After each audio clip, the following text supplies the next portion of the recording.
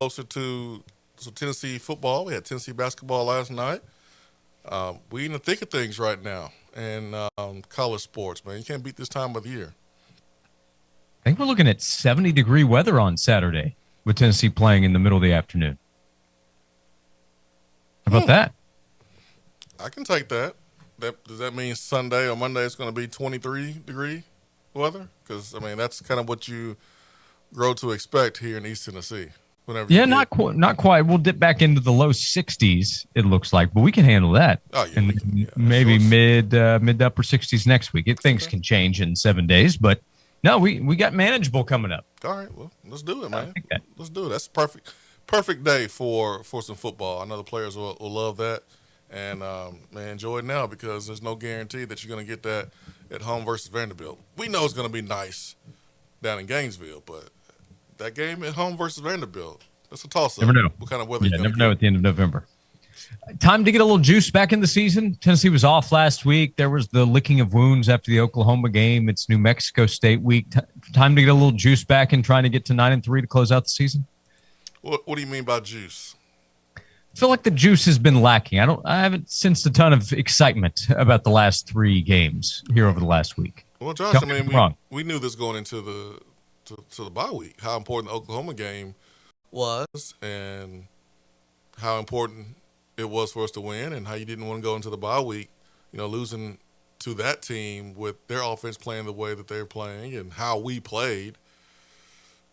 Not surprised that there hasn't been a lot of juice this week leading up to this game. But this is why you don't want to schedule games like this time of the year. Yeah, it is a big Oklahoma effect too. If Tennessee had won the game, then it wouldn't be about the New Mexico State game, but it'd be about, hey, playoffs, the things that are being talked about at some of the SEC schools. That would be what creates the juice. The New Mexico State game itself, the opponent, is obviously not going to. Yeah, they just got to go out there and just play the way they're supposed to play at the beginning of the game and handle business and let the other dudes play and fix the issues that they can fix from Oklahoma. And there's no way for us to know if the problems are actually fixed in this one, but next week on the road against Florida, they just have to worry about what they have to worry about. And if they do that, then the juice will be where it needs to be. Are you feeling better about Tennessee's 9-3 hopes winning these final 3 games? I'll know more with how we play against Florida, whether or not Tennessee's going to finish 9-3. I do think they will. I'll give them benefit of the doubt and say, yeah, I'm 51% sure, because I think you find a way to win at home versus Vanderbilt. I do think Vanderbilt's a better football team than us right now.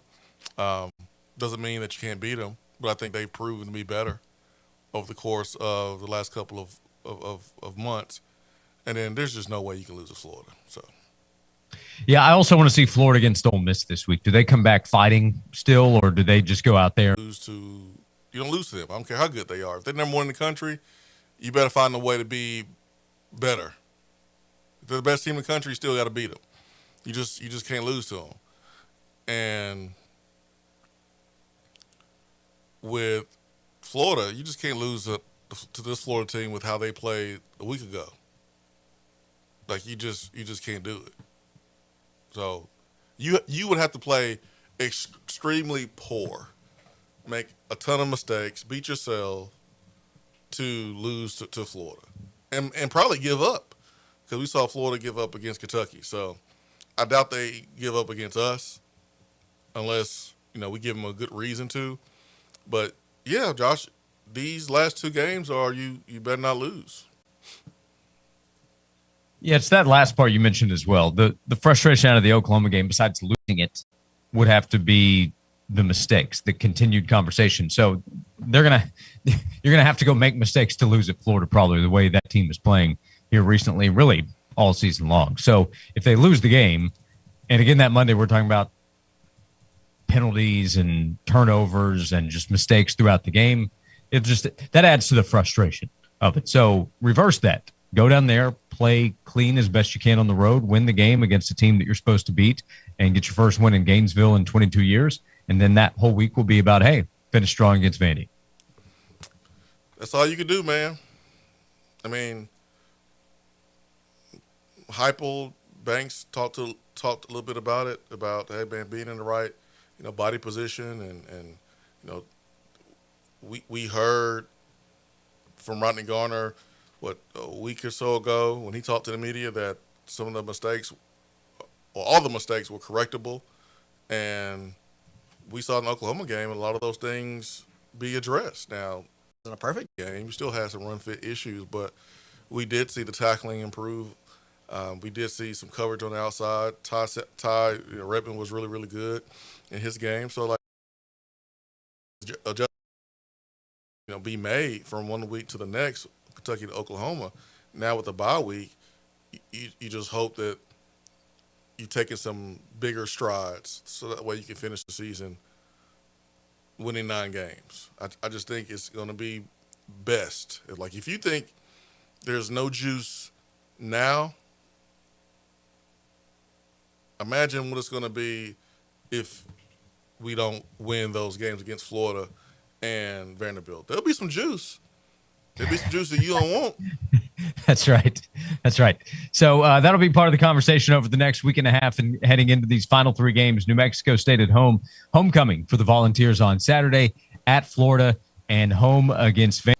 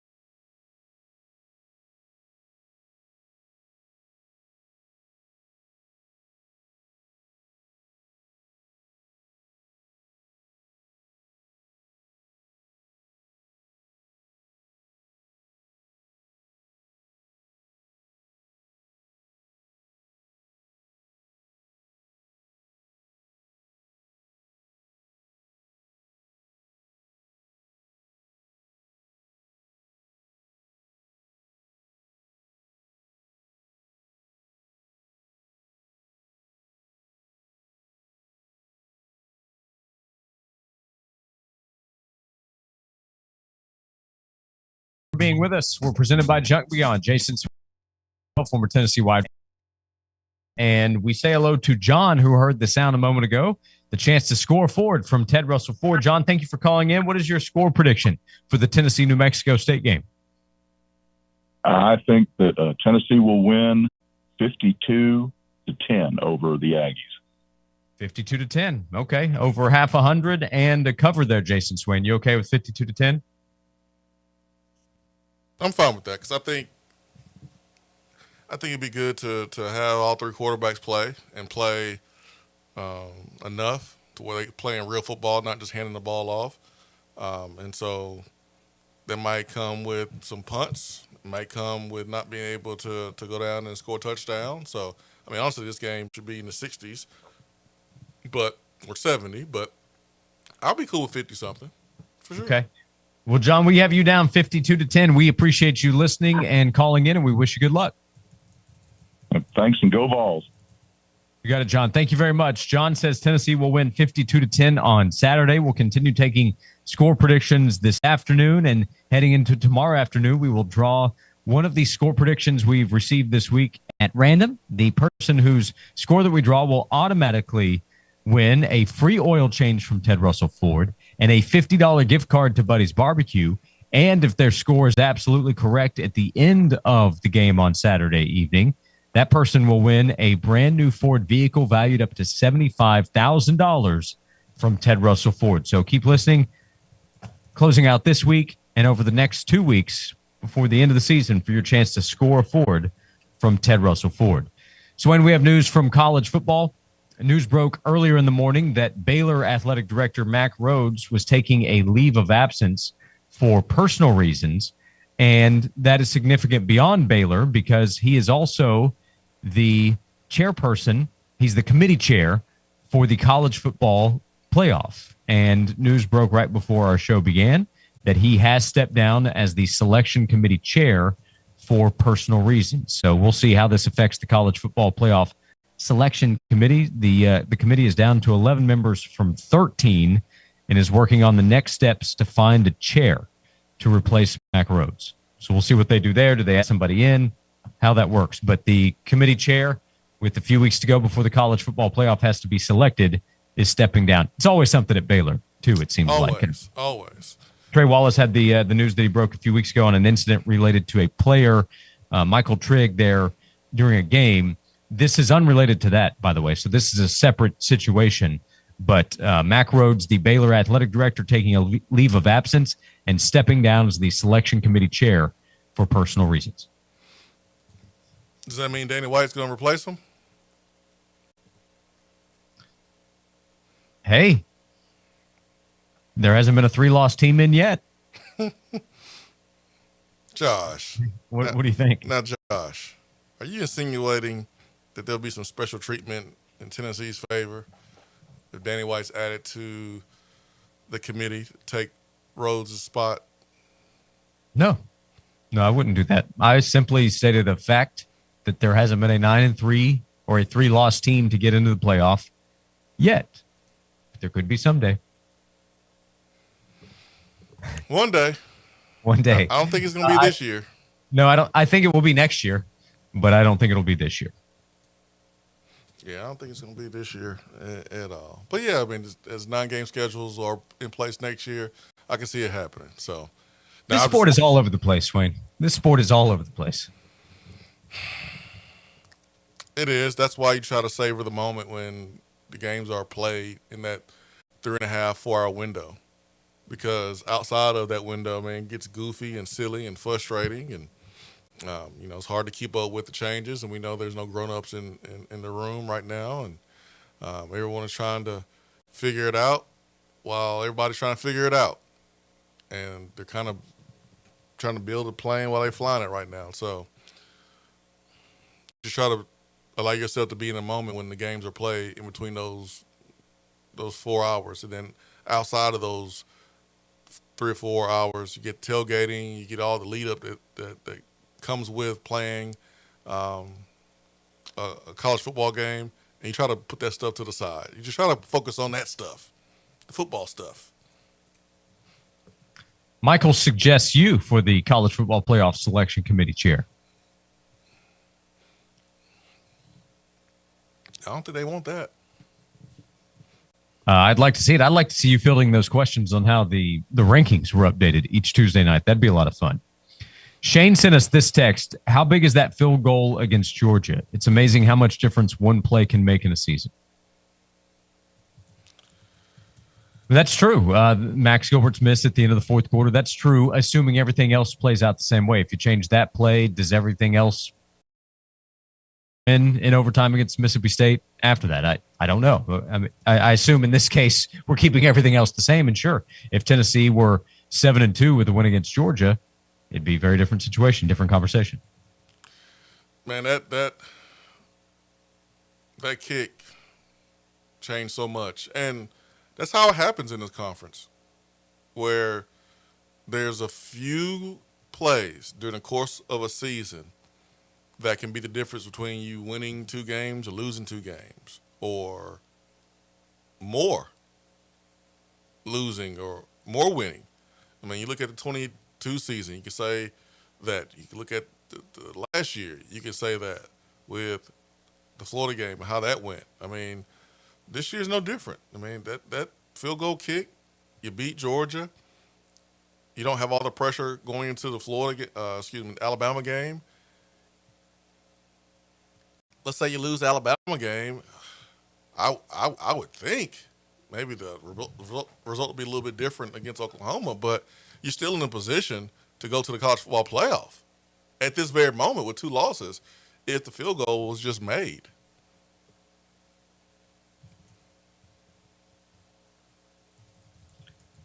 Chase said he was having a perfectly good day until I mentioned the Max Gilbert missed kick. Well, I mean, it's going to be talked about for a long time. Yeah, it will. I mean, it's just one of those things. Just like great plays are talked about for a long time, opportunities that were missed in big games will be talked about for a long time too. They're just kind of part of it. Yep. So there are some plays that they're brought up with great joy. The Sterner fumble in '98 puts a smile on any Tennessee fan. Still talk about that. Yeah. But there are some that go the other way. It's part of the game, man. Part of the game. So, Max Gilbert, the best thing he can do is be ready for his opportunity in the next 3 weeks, because one's going to come. Yeah. I would hope the Florida game doesn't come down to a kick, but it might, and you better knock it out. I mean, the last time Tennessee beat the Gators in the swamp, we'll hit a 50-yard plus field goal. We won that game, 24-10, 27-10, 24-10. So we kicked the field goal in that game. And then when we Florida at home the following year, Will Hoyt's walk-off kick, it was a 50-yarder. So hard for me to believe that Max Gilbert won't be called upon in the next 3 weeks. Maybe Vanderbilt. That game should be closer than Tennessee, Florida, but you just never know. So I hope he's ready, because his number's going to be called. If not, that means we're going for on 4th down and 9 because we don't trust him, and I hate for that to be the case. Yep. Yeah, and the text box, there's a missed field goal against Georgia. You have a 14-point swing against Bama and a 14-point swing against Oklahoma. Yeah. Yeah, I mean, Tennessee really should only have 1 loss. And we can look at like a few plays here and there against Georgia, a few plays here and there against OU. Probably you can count on one hand. Mm-hmm. Alabama, there was a lot of opportunities, and their offense was good too. Hey, I'll ask you this question. We can come back to it, or we can just not, if you'd prefer. We have Ramon Foster coming up in our next segment. The Gilbert kick is brought up, and I totally understand why. Why don't we say, hey, if you get a 2-point stop, because you give up the touchdown, you're still up by 2, and Georgia has an easy play to Zachariah Branch that's not defended for a free 2 points. You can throw that in there too, but you make that field goal. I mean, you win the game. Yeah, the 2-point conversion is not even it's not even a factor, because that was right before overtime. Yeah, the 2-point conversion tied it. Tennessee comes down the field with a chance to kick the field goal to win it. So I get it. I totally get it. But also, if they get a 2-point stop or they get a 4th and 6 stop, yeah, That was talked about right after the game. All of it can be talked Nobody's about. interested in rehashing all that stuff, Yeah. I'm sure. Yeah, I understand. Yeah. All right, we'll come back. We get ready for this upcoming Saturday. Ramon Foster and the upcoming 3 games remaining for Tennessee. Ramon Foster is Swain's teammate on the Vol Network. They were teammates on the field at the University of Tennessee. We'll talk Tennessee football when we come back. Thank you for being with us on Josh and Swain.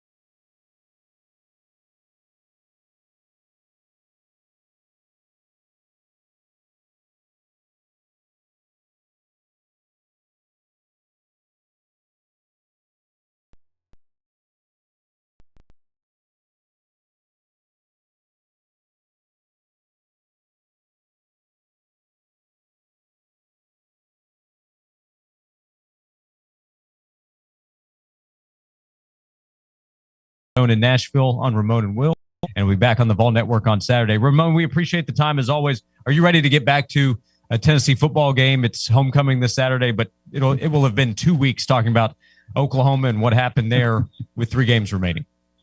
Yes, absolutely, man. Getting back into the routine of watching the guys do work, I do wonder how, this reset is going to be for them when it boils down to how they attack the field this upcoming weekend. But you're right, the theatrics of homecoming, hanging on to that loss from Oklahoma for 2 weeks is never something you want to do whenever you go into the bye week. But if they're a smart team and they're a smart coaching staff, they use that time to kind of self-check themselves, get healthy. It's always going to be the main component of a bye week, especially when you got, the last 3 games of the season, how much weight they hold too. So bye weeks are fun, but it's also one of those situations when you go back to work, you say, all right, now we got to settle back in and lock back in and be the type of team that shows the rest was warranted and not that you abused it.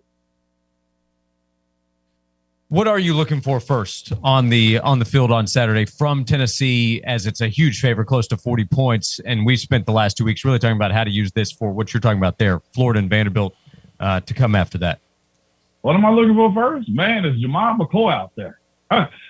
Like, that's, I think, the burning question. I'm not sure if you or Swain laughed at that one, but that's the one I kind of want to see is what is his availability going to be like, if it's even a thing at this point. Not that I'm worried about it, but it will be, Christmas in November if he was one of those guys that was out there. But aside from that is how quick they start, offensively and defensively. I think the tease that we got last game against Oklahoma for how good the defense can be, that's kind of my expectations moving forward now. They held their own. They kept the balls, I thought, in that game more defensively than they did offensively against Oklahoma. So I want to see what their start of the game is going to be like. And, of course, too, playing a lesser opponent like New Mexico State is volunteer offense. Can you also get another 3 wide receiver game with each one of those guys having 100 yards? And if you don't, then and the score is up high, what are you going to get from the young guys that are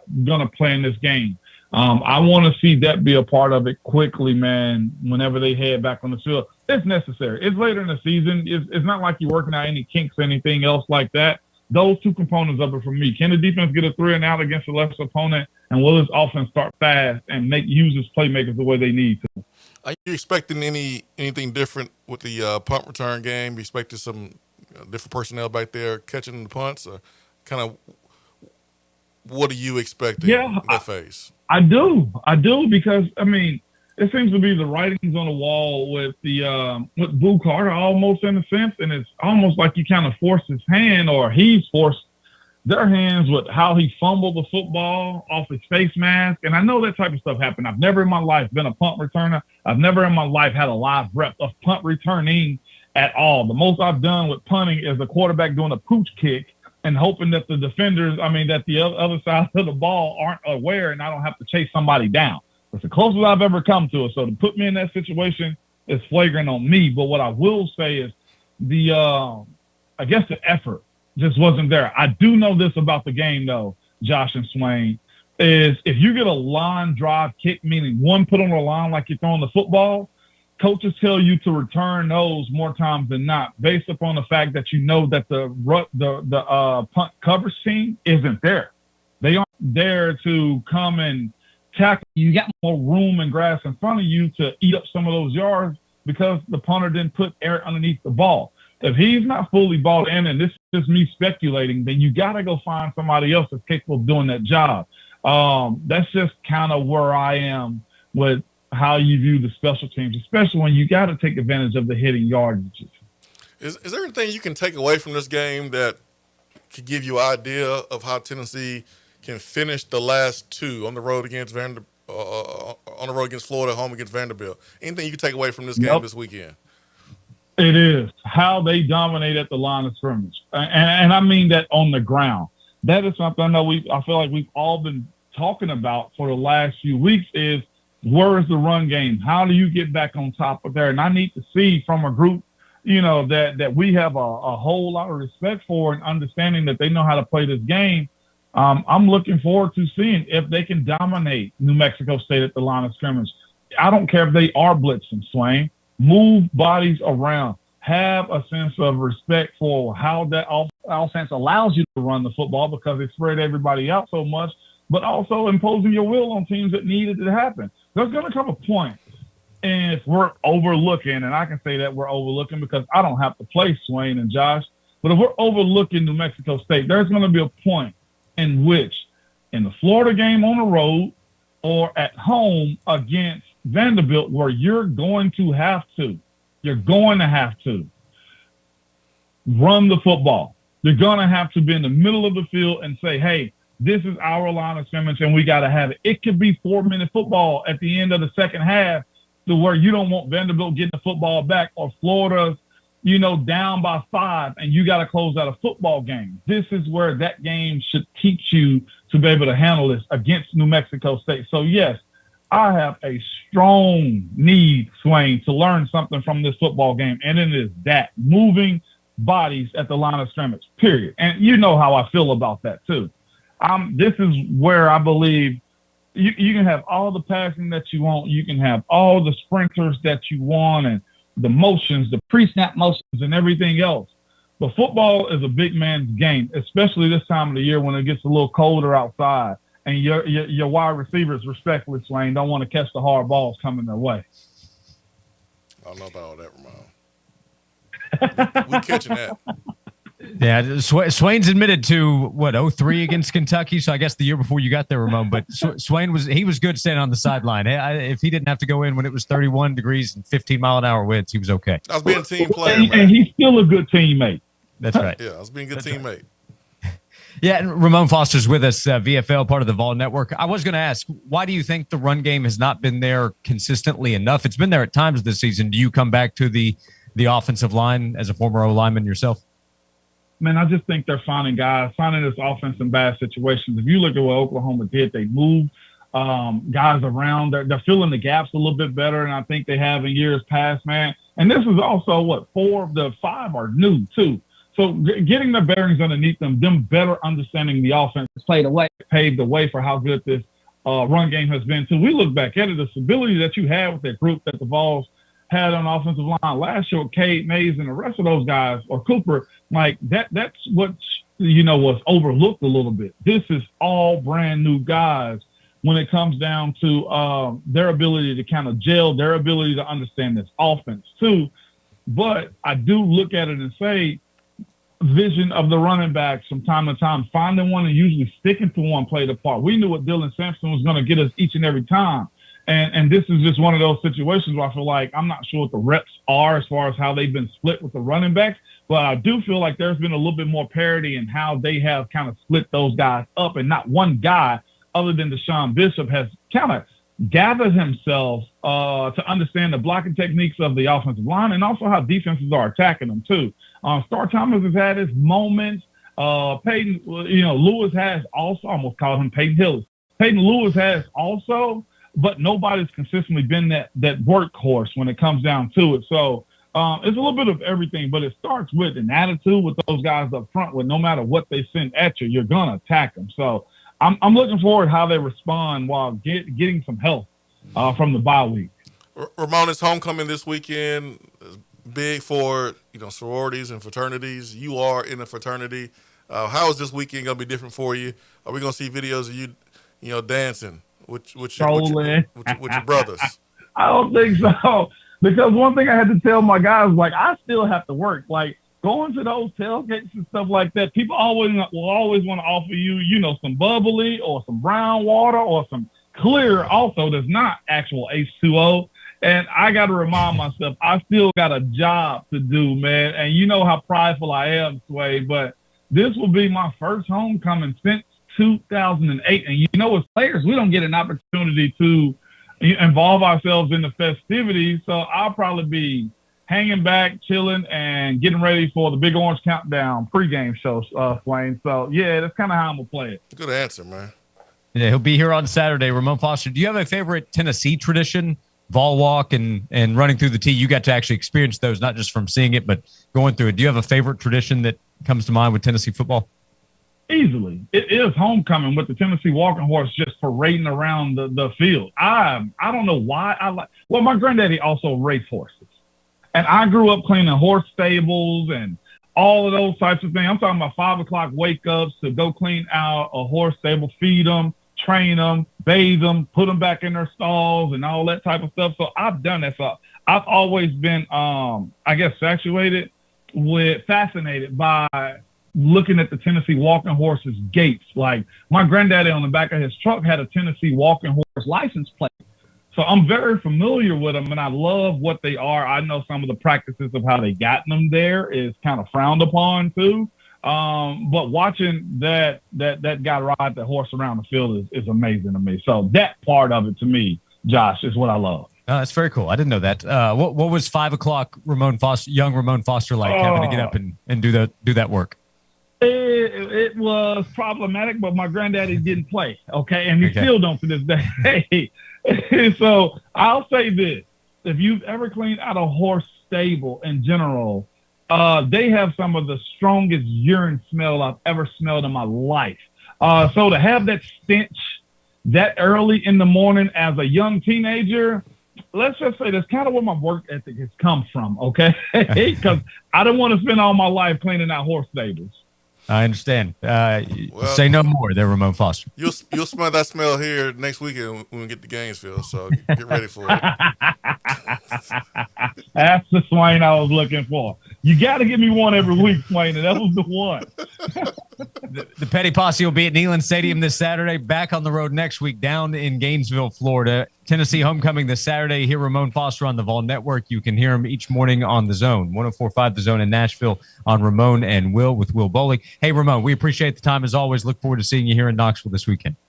No doubt. See you guys. Go Vols. Thanks, Ramon. Ramon Foster, Swain's teammate on the field and in the broadcast booth on the Stanley Fencing and Gates Hotline. Swain. Josh, what's up? It's an SEC brother you're talking about there.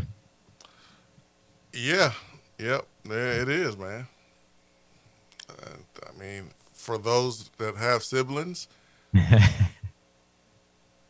those brothers sometimes pee in a bed and they smell like it. So sometimes, Gainesville has a smell. My bad. I'm sorry. I'm trying to be nicer. They're already down, so we can't kick them while they're down, right? You certainly can. You did, and I'm sure it won't be the last time. I won't do that again. I won't do that to the SEC brother. I'm sorry.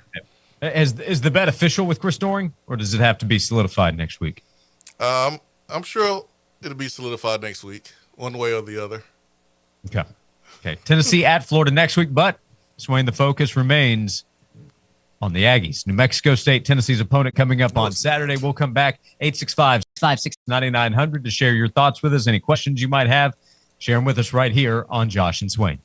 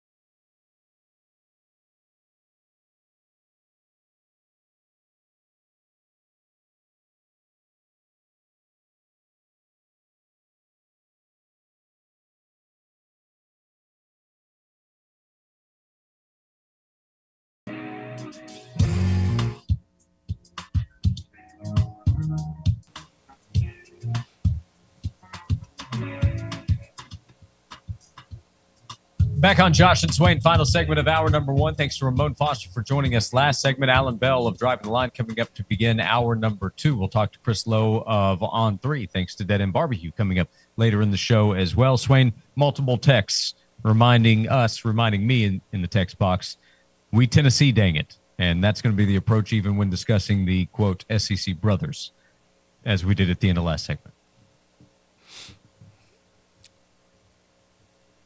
So does that mean people want me to continue to be petty, or they want me to know that that's an SEC brother and I should treat them better than that?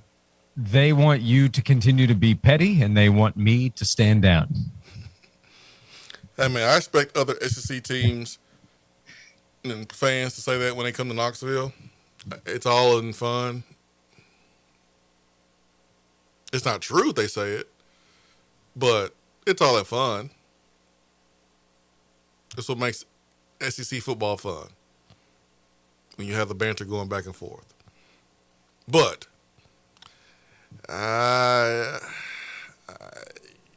Gainesville is different, though. Yeah, there's some truth involved in what you're saying. Have been tossed several times that fans have brought up. Yeah. Eddie says petty Swain all day, every day.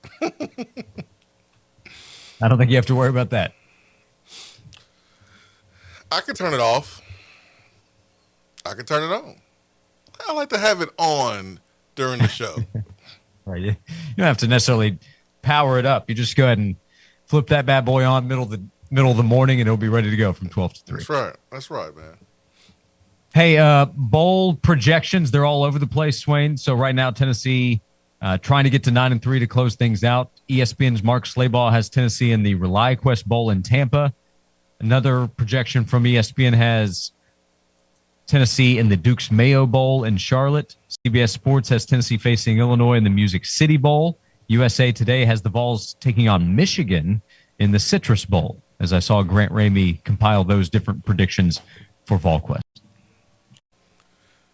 So all over the place. Charlotte, Nashville, Tampa, Orlando, all mentioned. I've seen Jacksonville brought up with the Gator Bowl. Yeah, I wouldn't mind going back to Orlando. That was nice. And you said Tampa's on the. Yeah, Tampa's in the mix. Yeah, Tampa, Orlando. I mean, Orlando was cool last time we went.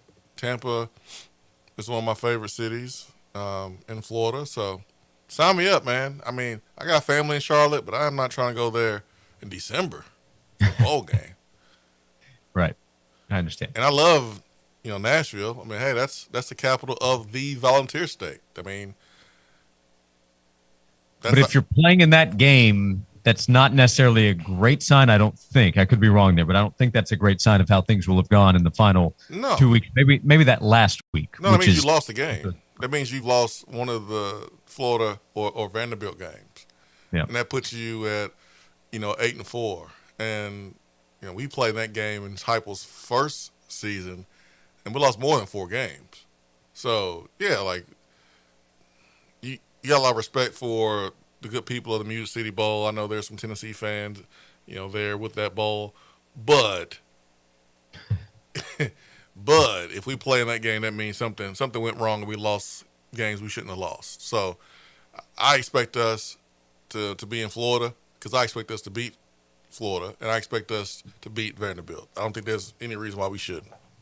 That remains Tennessee's focus. We will come back. We'll check in with Alan Bell at Driving the Line, where you can see him on YouTube. We'll see what he thinks about tonight's NFL game, what to look for in college football and the NFL this upcoming weekend. With 2 hours remaining, 865-656-9900 to connect, as we connect with Alan Bell coming back to begin hour number 2, presented by Junk Beyond on Josh and Swain.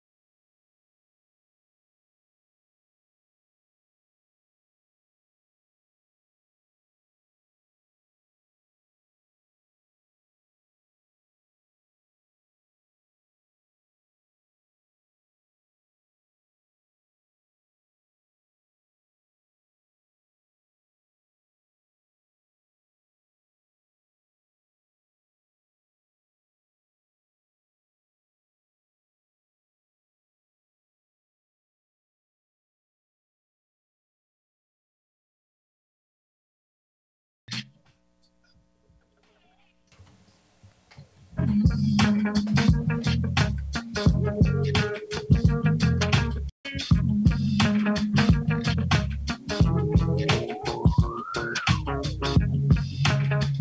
into hour number 2 of Josh and Swain. Thank you for being with us. Jason Swain is here, VFL, former Tennessee wide receiver. I'm Josh Ward. We have 2 hours to go. We're presented by Junk Beyond each and every day.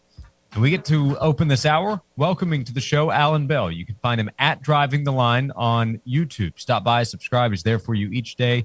Alan Bell joining us on the Stanley Fencing and Gates Hotline. Alan, how are you today? Fantastic, gentlemen. Y'all doing all right?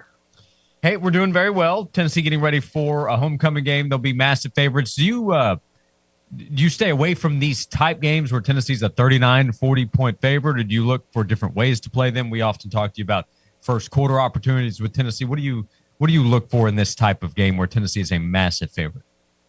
Yeah, from a bettor's perspective, you just stay away from these big spreads. It's just inviting risk and trouble, even though there's no concern whatsoever. And what's tough is that Tennessee's in a great spot here. Obviously, coming up high, ready to go. Everything's looking good. This would be a great spot to bet Tennessee. But, yeah, I mean, once you get to 40 points, yeah, you're just inviting risk. So, unfortunately, nothing we can do this week. Just enjoy the game. When it comes to looking at opportunities this weekend, I tend to gravitate towards the SEC because we watch it so much, pay attention to it so much. Is there anything in the SEC that stands out to you this week, AB? Man, you asked a great question, man. And what do we do with Florida, right? Like, I don't know what to do with that team, and what do we do with LSU? I don't know what to do with that team, right? Like, I just don't know what to expect. But what I do know, unfortunately, is to just keep rolling Alabama and Texas A&M.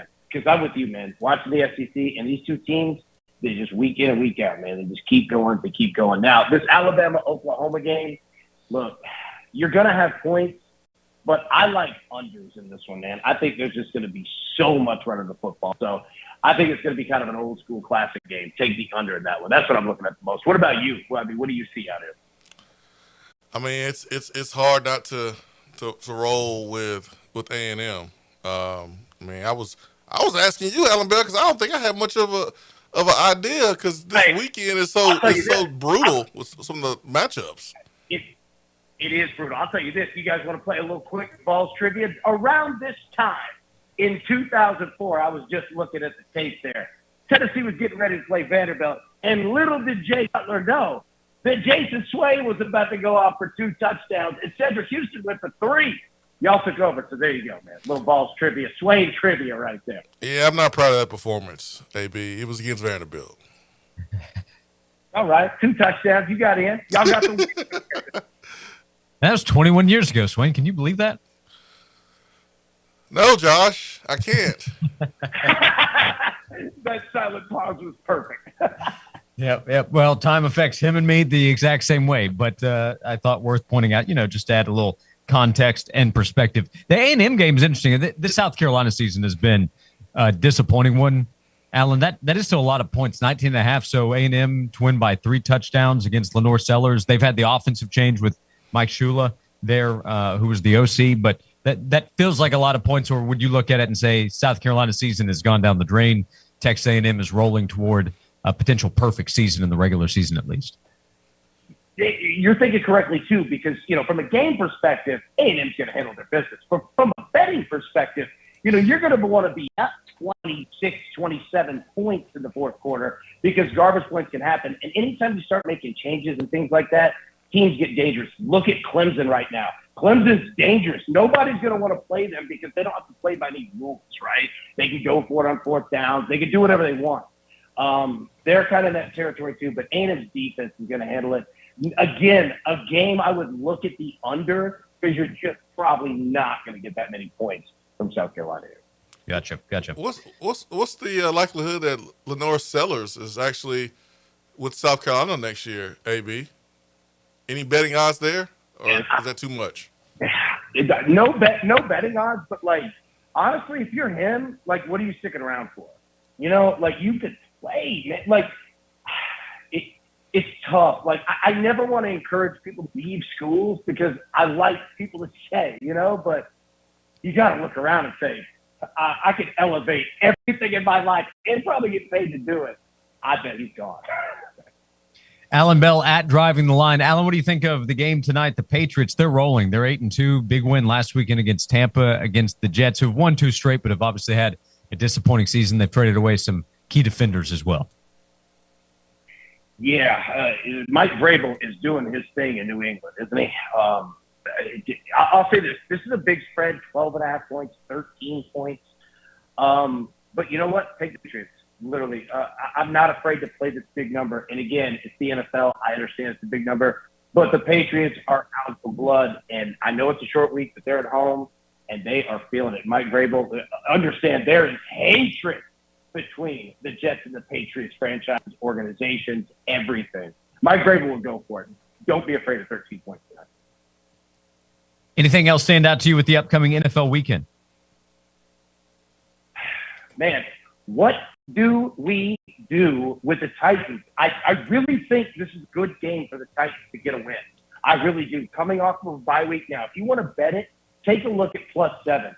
There is a lot between these two organizations.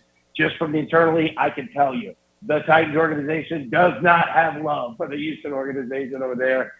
I think the Titans went out right, man, but take them +7. It's a really good number and a really good spot for Tennessee. Okay, and home against the Texans coming up on Sunday. Hey, Alan, the sports betting world has also been in the news because of some wrongdoing out there. There was a situation with some NBA people a few weeks ago, Terry Rozier, Chauncey Billups, maybe a separate situation, gambling related, of course. But then the Major League Baseball story this past week with indictments there. What do you make of these news items affecting different sports, both collegiately and professionally? What should people know about these stories, do you think? Yeah, first off, hate to see it. The books hate to see it. The leagues hate to see it. They want the most clean, upright games possible, I assure you. But this is a time-tested tale of about making compound errors, man, in baseball, right? You fumble the ball, ground ball, don't throw it to first and throw it over his head. If you get into trouble in life, it's just don't look to bad places because it all goes back to the same thing, man. Do not chase bad money and bad opportunities. It leads to bad decisions. Yeah, Tennessee defensive line coach Rodney Garner, he's talking about some of the defensive issues they've had earlier in the season, but he mentioned don't let small mistakes become big mistakes. Correct the small mistakes. Get out in front of them. And that applies to errors you're trying to fix on a football field. That can apply to life as well. But it is important to know that they are regulating. They're trying to make sure these mistakes don't happen from the gambling side. Am I right there? Oh, yeah. I mean, they've got their own law enforcement. I assure you, these books are the ones catching it, and the feds are catching it. And yeah, now is not time. They're coming out for everyone because they want to clear it out for sure. Yeah, when Alabama's coach got caught, that was over a particular bet that was immediately flagged and an immediate investigation from it. Yeah, that's another thing. If you're going to bet college baseball where most bet $7, yeah, don't bet 20 grand. It gets attention. Yes, it does. Hey, give Alan some attention at Driving the Line. What's going on there each day at Driving the Line on YouTube? Man, just having a lot of fun talking ball. Come check us out, man, on YouTube. Driving the Line, like you just said. Think you'll enjoy it. I appreciate it, guys. Y'all have a great weekend. At Driving the Line. Thank you, Alan. We'll talk to you again soon. Alan Bell joining us on the Stanley Fencing and Gates Hotline.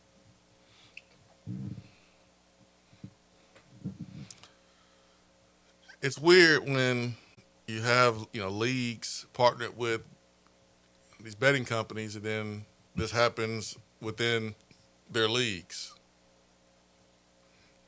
I mean, it's hard for this stuff not to happen when there's so much in your face. But these players got to be smart. Like, if you're a baseball player, you're already making a lot of money. What's $5,000 or $7,000? Well, what is that? That's chump change compared to what these pitchers are making. It's just stupid. Right. It's just a stupid big time mistakes thing to do. A stupid risk to take.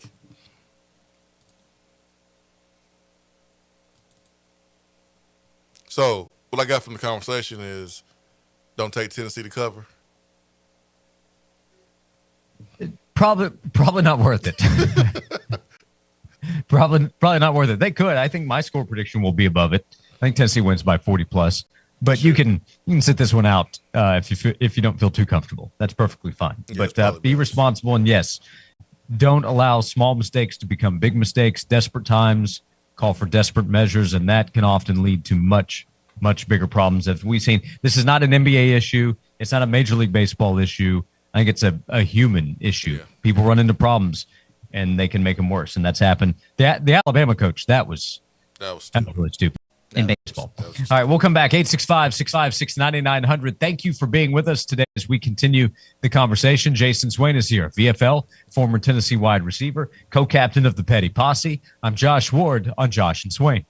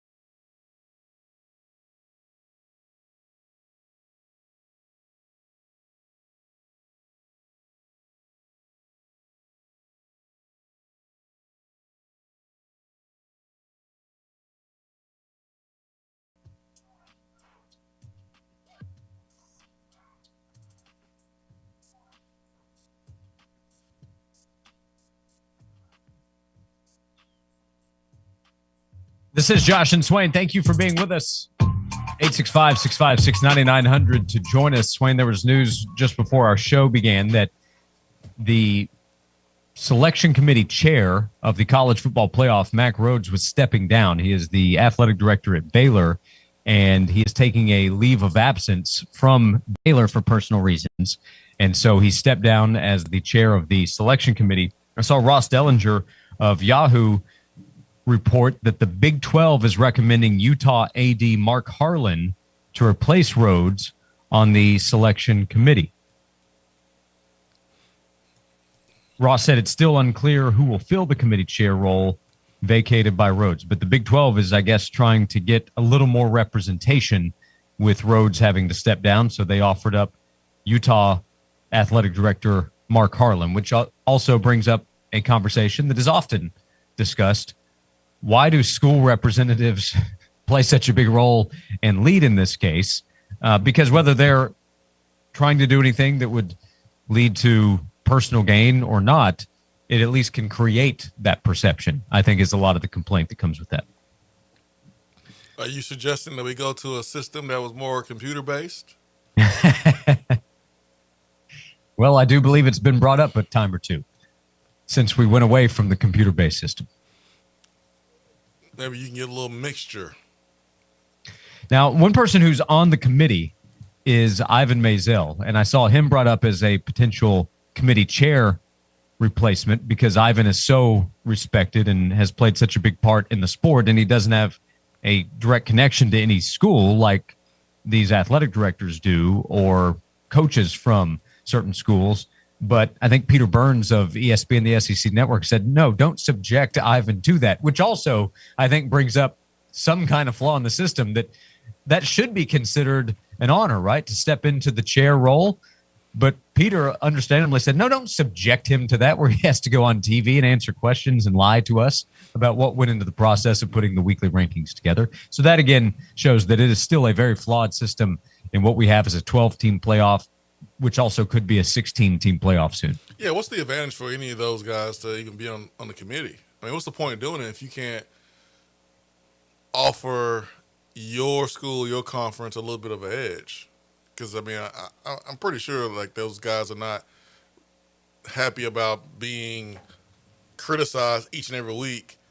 They put out a college football, playoff top 12 or top 25 or whatever. I mean, there has to be some type of incentive, some reason why they would want to be on that committee. Yeah, I mean, I guess you could say the honor of helping select a college football playoff. I don't know what goes into choosing who's on there. Chris Lowe might have a better idea, but like one member of the playoff selection committee is Wesley Walls. You may remember him. He was a standout tight end at Ole Miss and then had a terrific NFL career. I hadn't thought of Wesley Walls' name, though, in, I don't know, a couple of decades. But he is a part of the selection committee for the college football playoff. Well, they could have used him last year. Ole Miss. Yeah. Swain. What?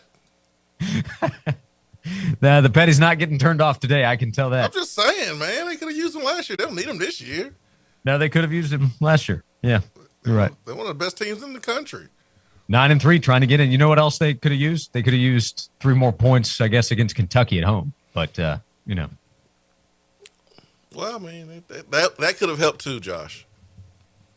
That could have helped too, but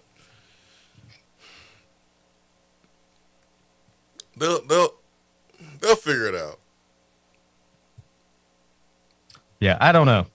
The college football, obviously, it has many things they're trying to get figured out, from the playoff to, again, we don't know if it's going to stay at 12 or go to 16. My guess is it's going to 16 with the SEC going to 9 conference games. We had that brought up in the text box earlier. Hey, how's this 9-game conference schedule going to affect the league moving forward? I can't totally answer that until I know how many teams are going to be in the playoff. If there's a 16-team playoff, the SEC will be well represented, I'm sure, even with a 9-game conference schedule. 9-3 in playoff, here we come. It will be all good in that case. But yeah, I mean, it's hard not to envision that the playoffs won't be expanded now that all the major conferences are going to 9 games, especially the SEC. So fans will get better football, and it won't hurt their team's chances of getting to the playoff. So it's a win-win. The games like this week, they serve a purpose, mainly because now with the ticket prices and everything, it allows young fans and families to be able to go to a game without paying a whole lot of money. And I guess you can give the school some money too. But really, for me, it's like the number one deal is, hey, man, you get a chance to serve a different part of your fan base and allow a different part of your fan base to come to the games. And, the price has changed with being able to support your college football team, and it's priced out a lot of fans. And games like this allow fans to still be able to go to a game. So that's the advantage, probably the number one thing that stands out about a weekend like this. Yep. Tennessee against New Mexico State, and then back to the SEC against Florida and Vanderbilt. We'll come back with 90 minutes to go on the show, and we'll talk college football on the field, plus all the storylines, all the news that Chris Lowe and his colleagues are covering at on3.com. We'll talk to Chris about college football, Tennessee football when we come back right here on Josh and Swain.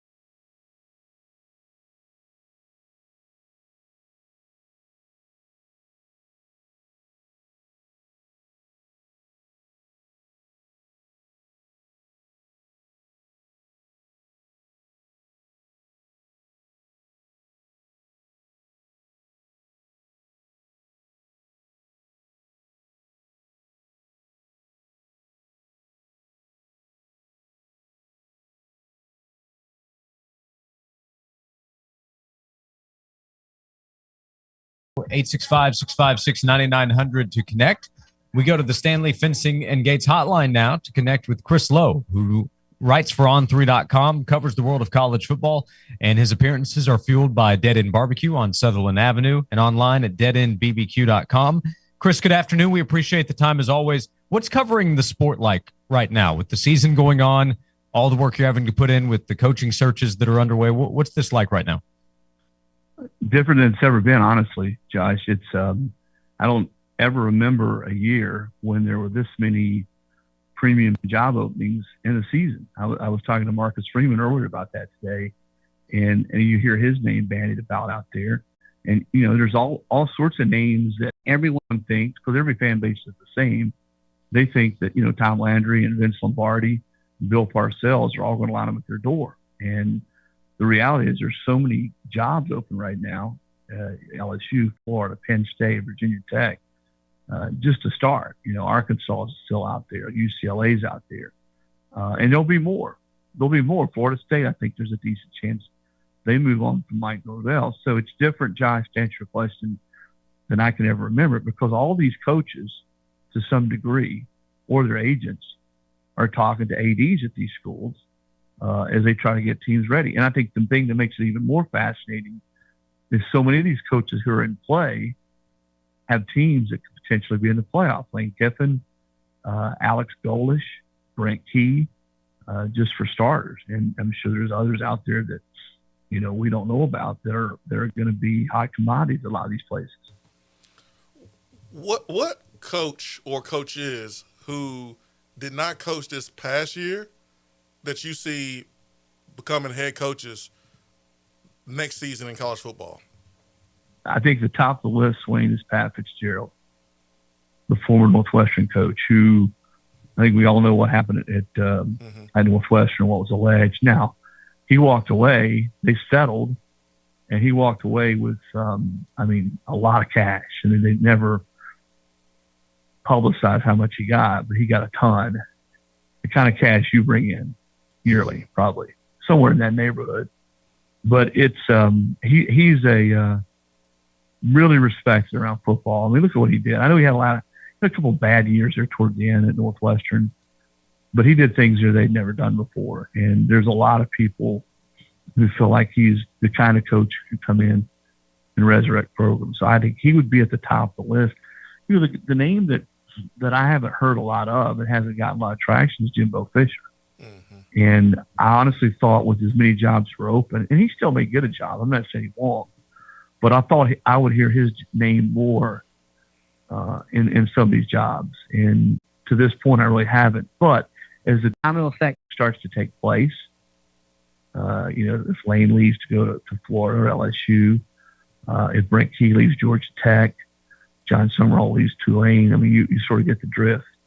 And by the way, I expect you to give me the heads up when your former teammate Summerall leaves, since you guys were boys back in the day in Huntsville, Alabama. You'll know before me. But as these guys start to leave, and that domino effect starts, then who knows who might be in play where.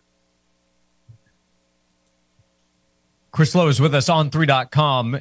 He joins us each week thanks to Dead End Barbecue. Games go on. We have games this weekend. Chris, what do you think about Georgia, Texas? That's a big one in the SEC that'll be in Athens.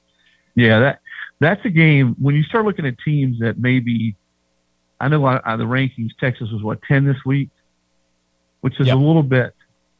I know everybody looks at those rankings. Remember the Tennessee fans last year when Tennessee was on the outside looking in and they were all up in arms. I don't think right now when you look at the rankings it means a whole lot, because Texas is a great example of that.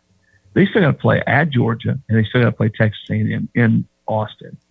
And the chances of them winning both of those games aren't great.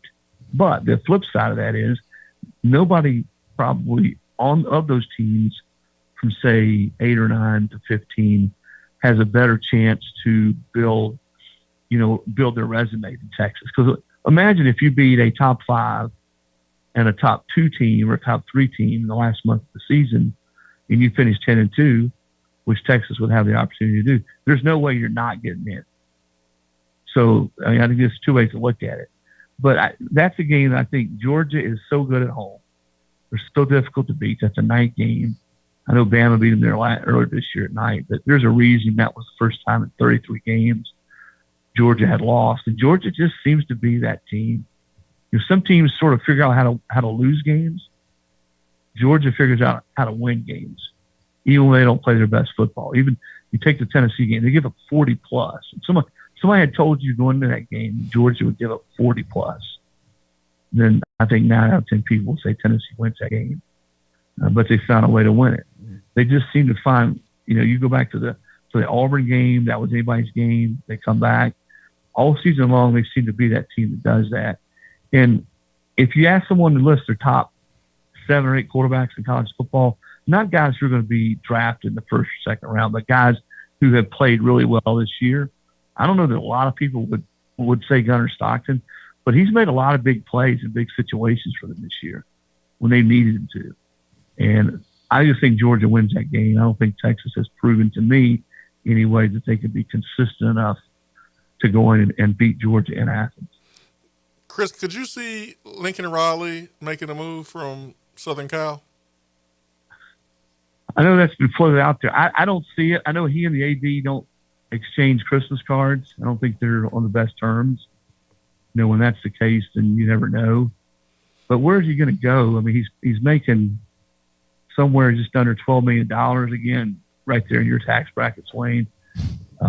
I guess if there was somebody somewhere that was going to pay him that kind of cash, I don't know what his buyout is, what he would owe USC. I know they would owe him about $80 million if he left.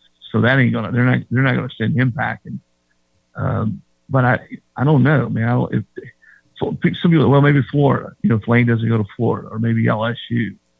I don't know that he's done enough out there. That he's a name. I get that.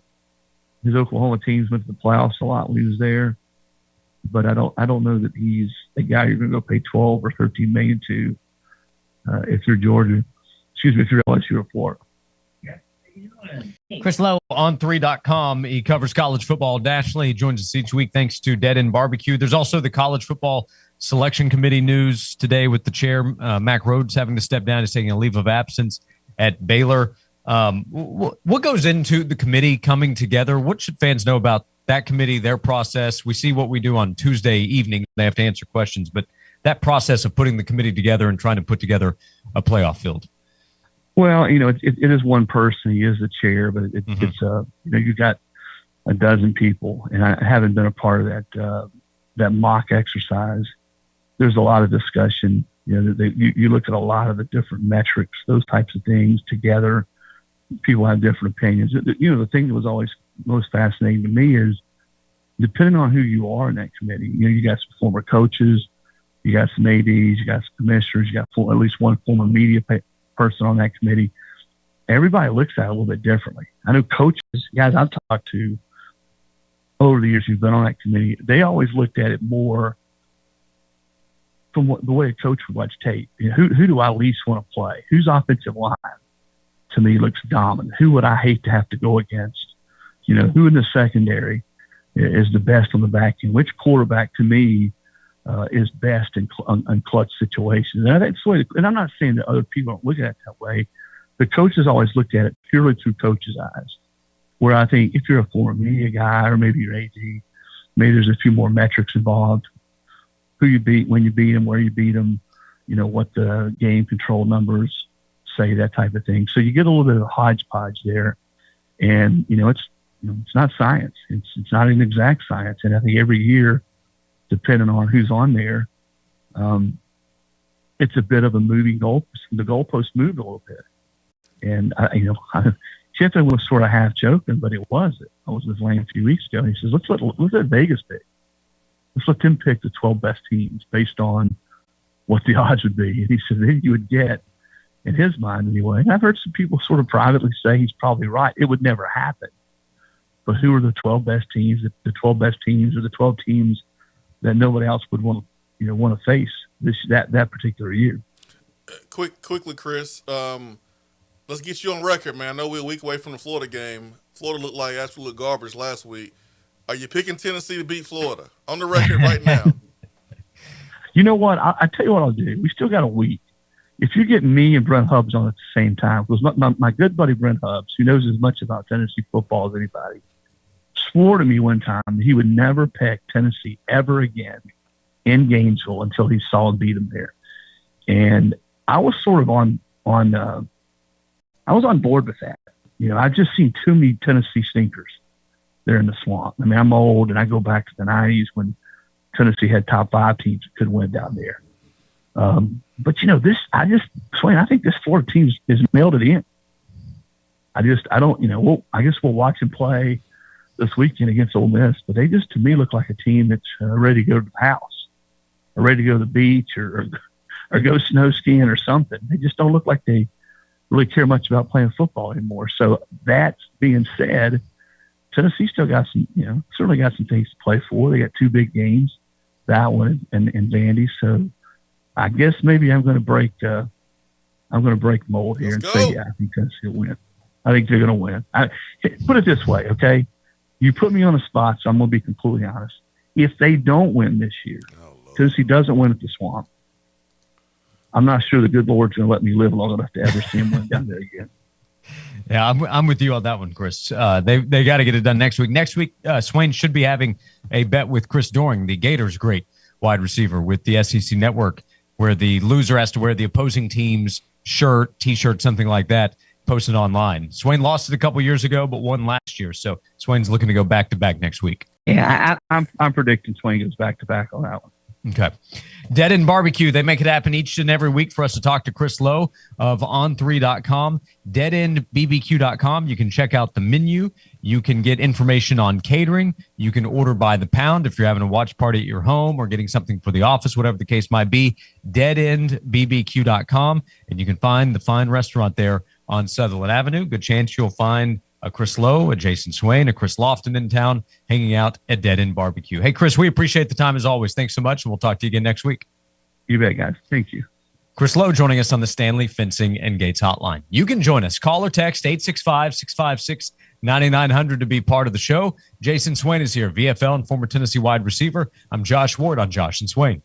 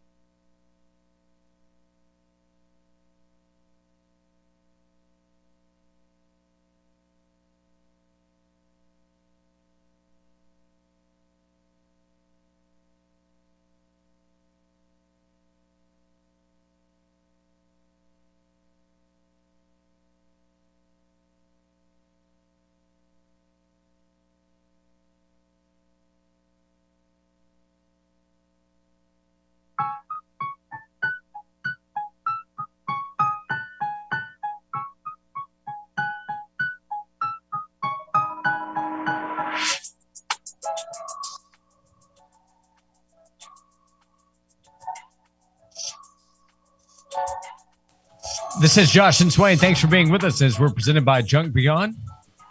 JunkBeyond.biz is the website. Final segment of hour number 2 with more than an hour remaining on today's show. 865-656-9900 is how you can be part of today's show. We talked to Chris Lowe last segment. Swain, we could have done a full show segment by segment on each school's coaching search and then probably have time left over to fill some of the conversation when you consider the domino effect. I think On3 had a report earlier today on the Arkansas search. John Gruden, not a part of it, by the way. I wonder if his name will come up with any of these jobs. But with the Arkansas search, a lot of names, John Gruden not among them, according to the report. I mean, this is the year.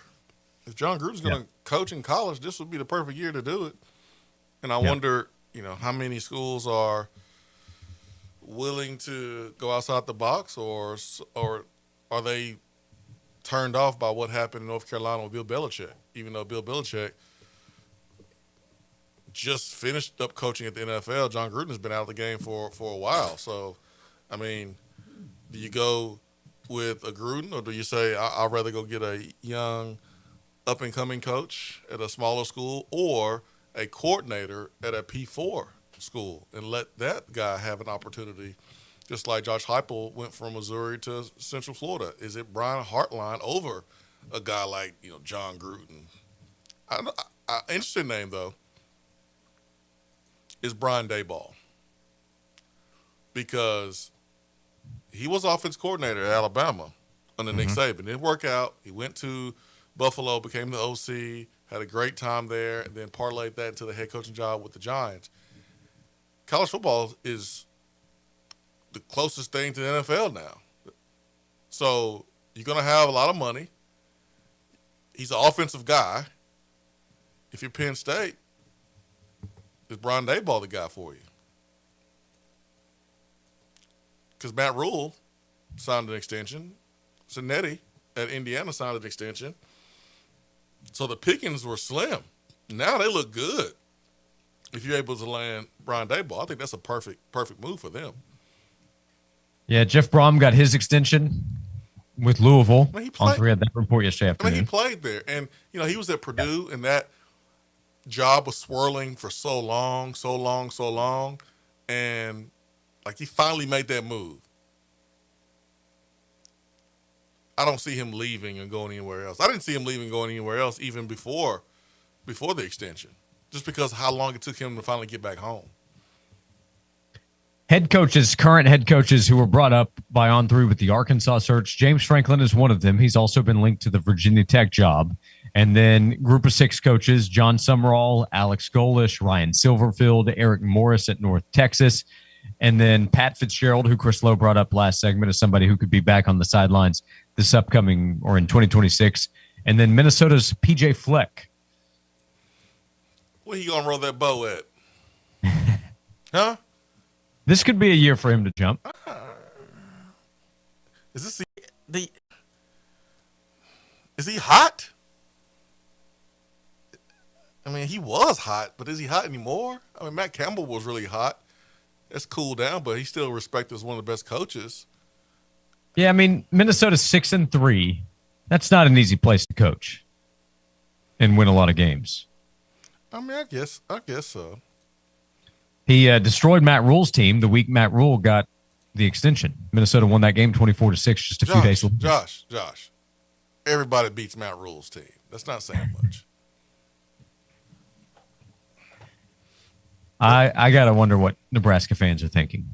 That's not saying much at all. But I mean, thanks for sharing.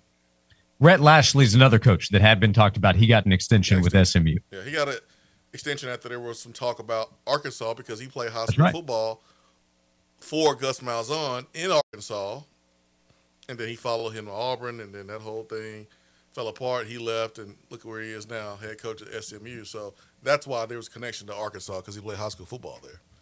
Yeah, these schools, they are paying coaches to go away, and they're getting coaches paid to stay where they are elsewhere right now. All these extensions are already being handed out to make sure that here in the next 3 to 4 weeks, their coach doesn't jump to another school. And coaches are happy where they are, too, because you can get paid, you can compete, get to the college football playoff, and coaches are prioritizing stability, happiness, not jumping at big jobs because we've seen it not play out with Brian Kelly, Jimbo Fisher. Yeah, you get a lot of money, but is it worth it? For some of those guys, they're saying, no, it's not worth it. And I applaud them for it. Much respect. Yep. I mean, it's a no-brainer for Kurt Signetti to stay there at Oregon with what they offered him. I'd say the same with Matt Rule at Nebraska. And Lane might get to the point where he says, it's a no-brainer to stay. They're going to pay me a ton of money here. They're happy with me here. They love me. Why jump to another place? We'll see. I wonder. I won't be surprised by an outcome. If Lane goes to Florida, wouldn't be surprised. If he stays at Ole Miss, I wouldn't be surprised. I don't know about Cincinnati. I would have left him. $11.6 million. He can get that Guaranteed. somewhere else. He can get that anywhere. It's true. You coaching at James Madison for this whole time, man. Like, he don't look like a spring chicken to me. So, I'm just saying, like, all these young coaches have gotten big jobs. You deserve a big job. And maybe you think Indiana's a big job. It's not in football, but hey, he can make it a big job. He's made it bigger. Yeah, I would have left it if I was him. But I understand. We'll leave for hour number 3. We'll come back and continue the conversation. Join it at 865-656-9900 on Josh and Swain.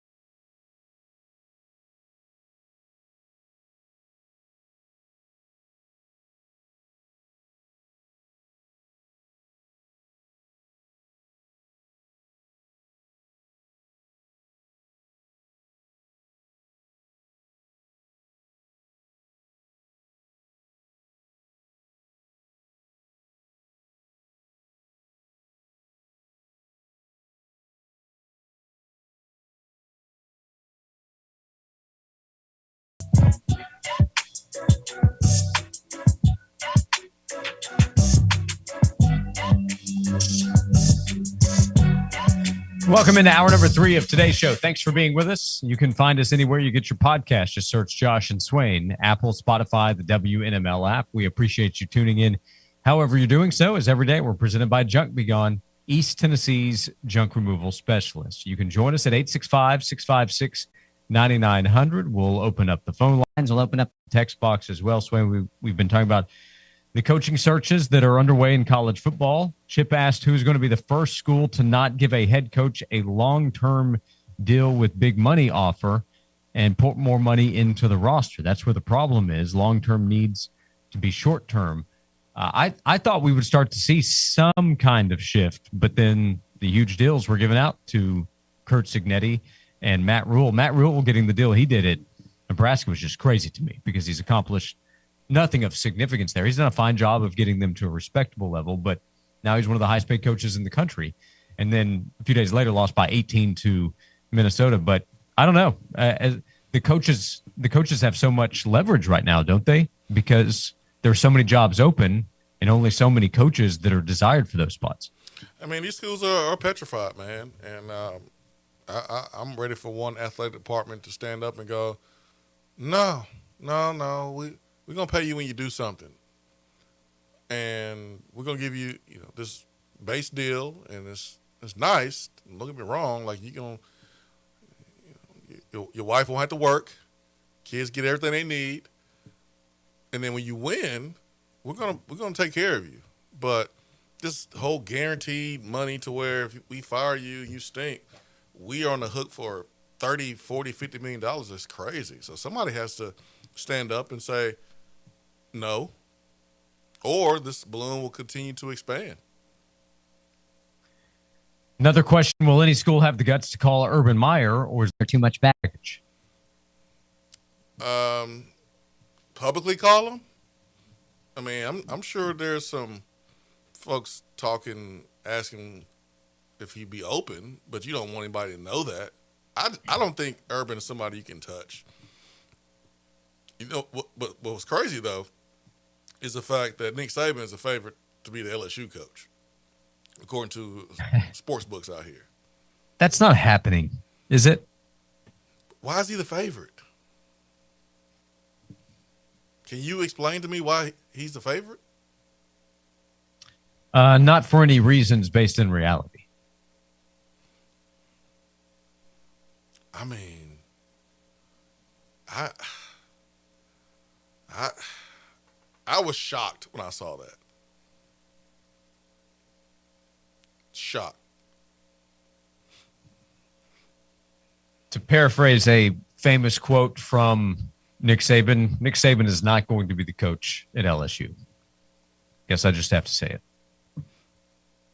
He said he wasn't going to be the coach of Alabama. I know. I changed it around a little bit.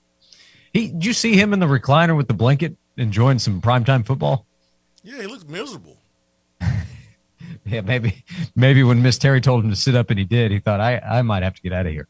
I mean, no one tells him to sit up in his office in his chair. He has a button that closes the door behind you when you walk out.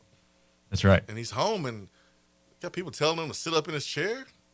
What are you talking about? This is my chair. I can sit how I want to in my chair. He probably like, I'm ready to go to LSU. Or he's probably saying, yes, ma'am, and sit his butt up. And he doesn't want to deal with all the crap. Remind me, did you have any interaction with Nick Saban at any point as a recruit? I know LSU recruited you. But. No, I didn't get to the point where I started talking to Nick Saban. I was talking to my position coach. Got a letter from Dooley, but I never talked to Dooley until he became the head coach at Tennessee. So I didn't get to the point where I talked to Nick because I made it clear that early that I wasn't going to LSU. So I didn't want to waste their time, and they didn't waste mine. So we're good. And you still have that Dooley letter, right? Somewhere. It's somewhere. Trust me, it's not something I frame. I wouldn't expect. It's tucked away. Believe that. Let's say hello to Turkey Man on Josh and Swain. Turkey Man, good afternoon. How are you? Good afternoon, guys. Well, one thing I'm glad that right at this moment that we're not looking for a football coach. I don't think we'll have to. I really don't think we'll have to, but I would hate to really be looking, because you look at the job, the candidates, it's not much, and I don't think it's far fetched from Saban taking a Florida job. And the reason I say that is he would be able to do something that not too many people has done, and he's not that old. Look at our basketball coach. He's doing pretty good what he's doing. And I think that's a very possibility if Lane Kiffin didn't take it. And that's just me.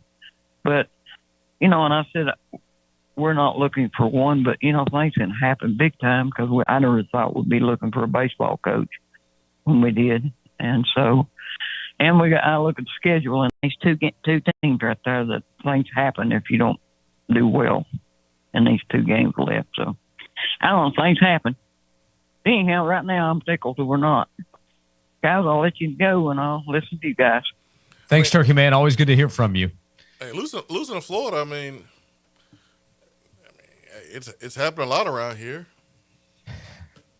I'm just being honest. I hate to make it sound like that, but we've become used to it, to where heads they don't roll and people get fired when you lose to Florida.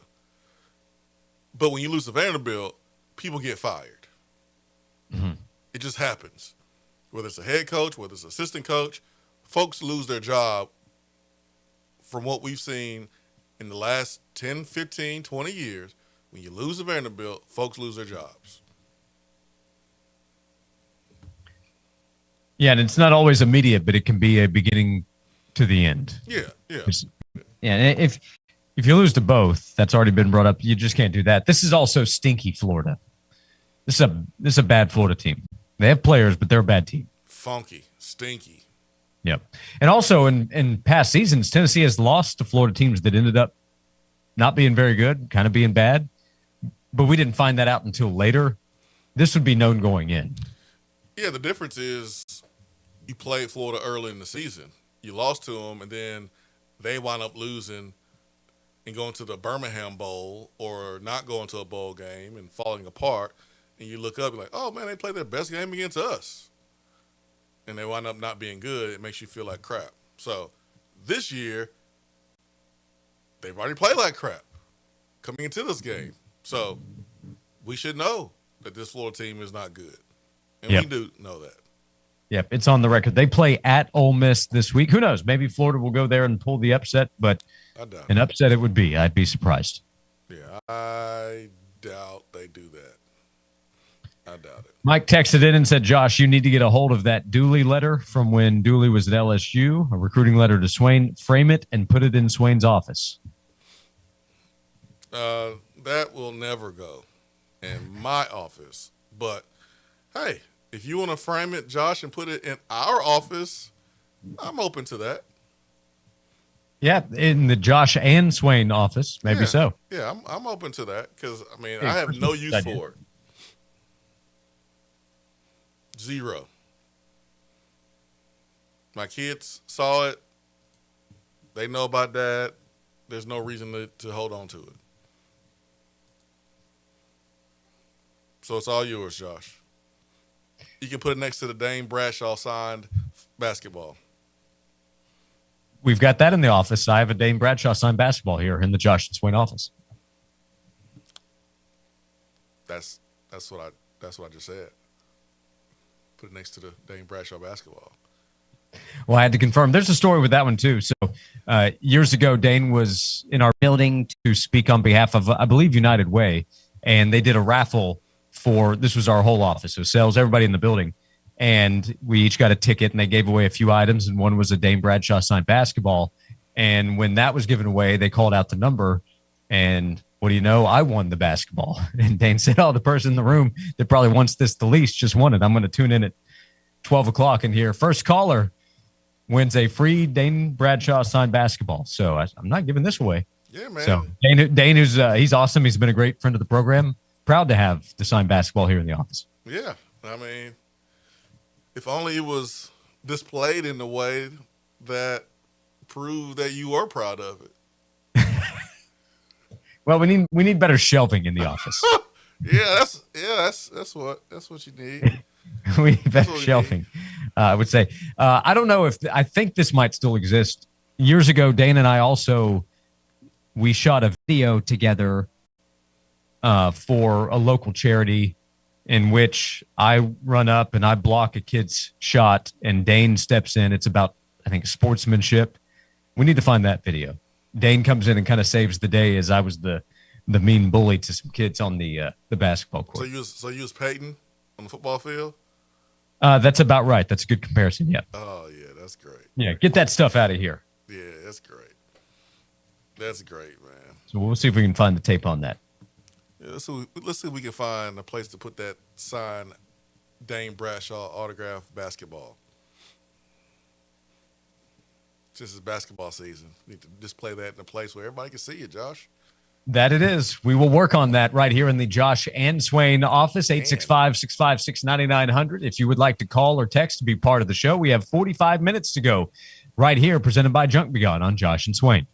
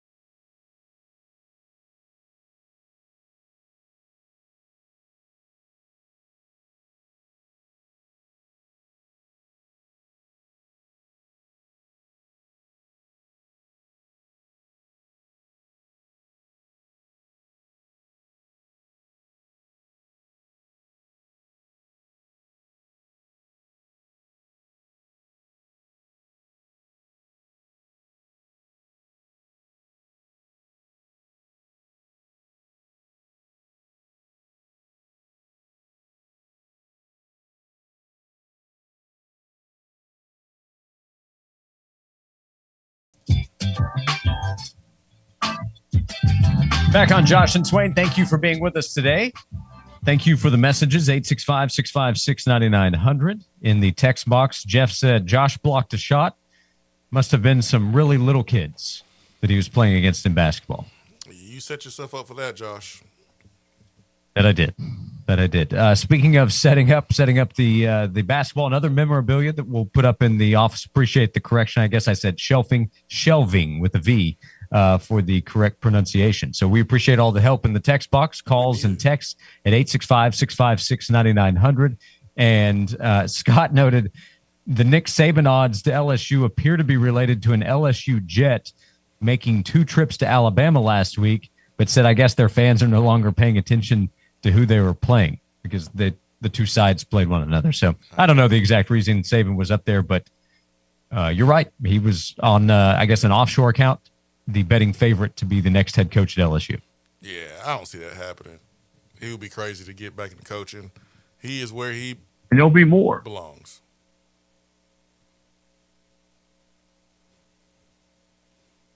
Hey, speaking of basketball, how about JP Estrella? Ooh, man, happy for him. Healthy, playing his best right now. He's confident. Dude, a presence in the paint. We haven't had one of those in a long time that can go and score. Turning either shoulder. Can step out, can shoot it. Got those quick hops, too. It's kind of springy for a big man. So he stays healthy. Tennessee has a chance. While you're trying to figure out everything else with the offense, it's good to have a guy that you can just throw the ball to. He can go get you a bucket while you're figuring out, all right, who can shoot it, the flow of the offense, tighten up the rotation. Despite all that stuff you have to do, it feels good to have a guy like Estrella that's in his 3rd year in the program that knows what the expectations are, and he has a skill set to go get it done.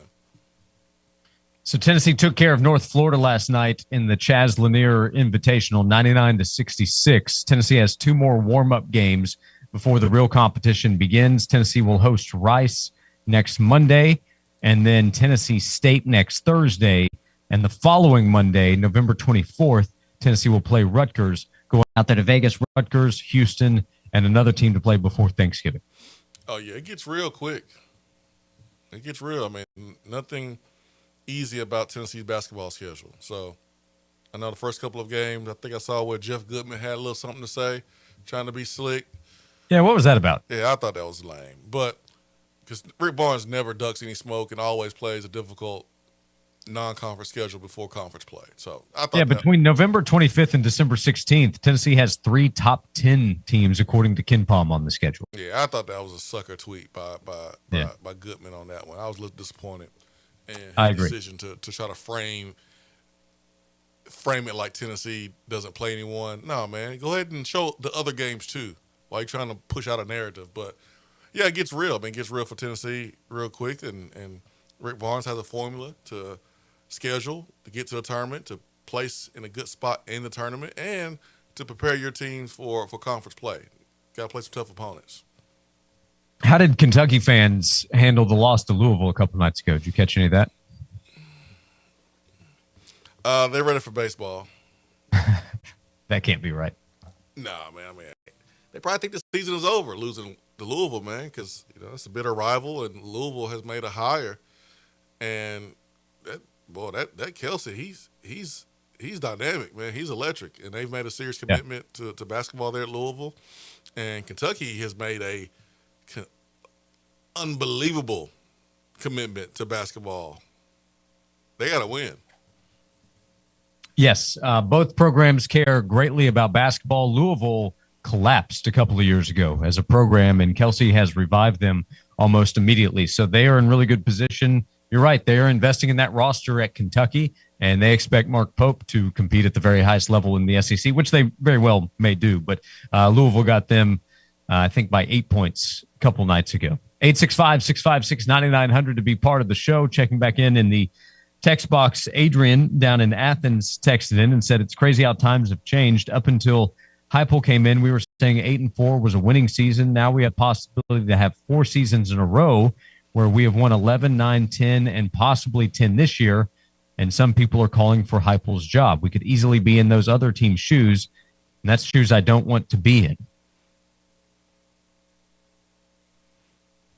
I'm sorry, We've also- man. I don't really give a lot of energy to folks that are calling for Heupel's job. Like, Yeah, it's a very, very small percentage of the fan base, and those are unreasonable opinions as well. yeah.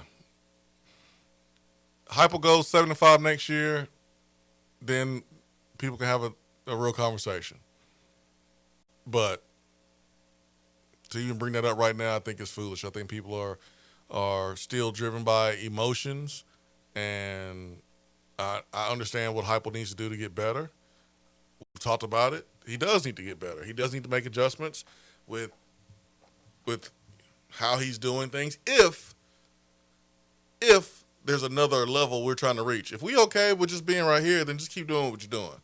But if you want to have a chance to win a championship, create some damage in the college football playoff, you can't keep doing what you've been doing. Something has to change, and let's let Heupel do that. If he doesn't do that, and he doesn't win like he needs to win over the next 2 years, then okay, there's a conversation that could be had, but not right now. I think it's silly.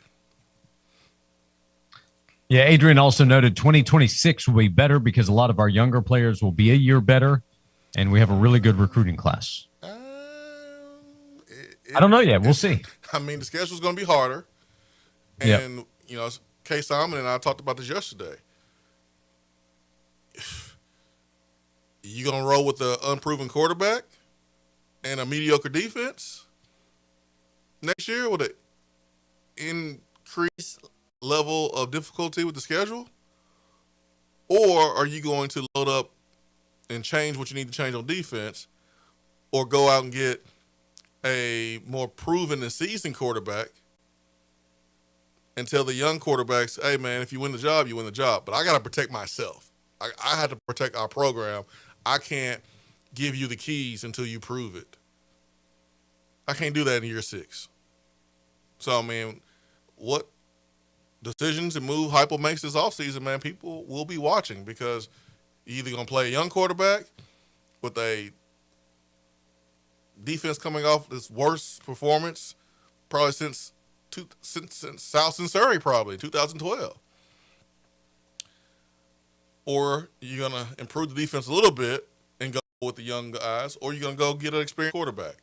You've had success with experienced quarterbacks during his time here. So he got a lot of decisions to make, on top of some other things that he needs to address as well. So it's a big offseason. It's probably going to be the biggest offseason for Josh Heupel during his tenure here at Tennessee. Yep, very big offseason, and important to close strong in 2025, heading toward the 2026 season. We have another 30 minutes to go before we close out today's show. 865-656-9900 to join us. We'll keep the text box open. You can call in at the same number. We have an attaboy to hand out thanks to Native Design coming up as we come back on Josh and Swain.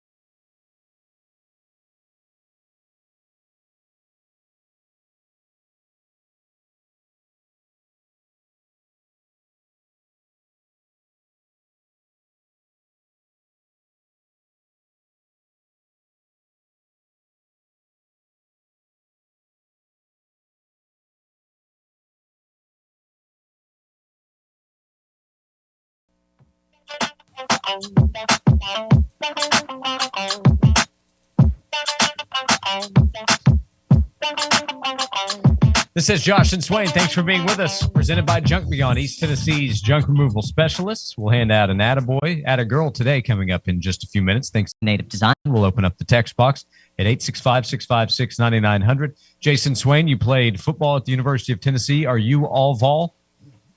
I would like to think so. Okay. Why are you asking me this? I'm just checking to make sure that you are, because the Ice Bears will be all Vol on Friday night. It's all Vol night coming up tomorrow, 7:30 when the puck drops for the Knoxville Ice Bears. It's going to be a great event. Always is a great time for the family, for hockey fans, anybody to go out and enjoy a good time.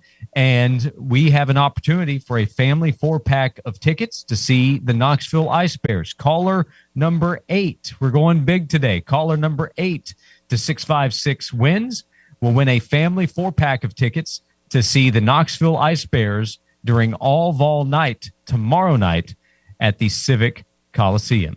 656 wins. Caller number 8 will win a family 4-pack of tickets tomorrow night, 7:30 start time for all Vol night. And you can find information and tickets at KnoxvilleIceBears.com.